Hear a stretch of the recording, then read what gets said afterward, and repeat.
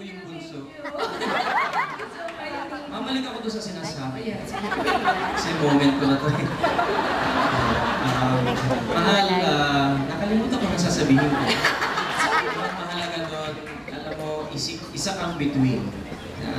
Sa harap naming lahat, sapagkat nagbibigay ka ng inspirasyon sa maraming mga awit, maraming lumilikha ng musikang Pilipino. At I am very proud to be your husband.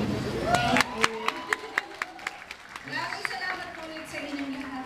At magkasiyahan na kayo. Bilang maaga pa.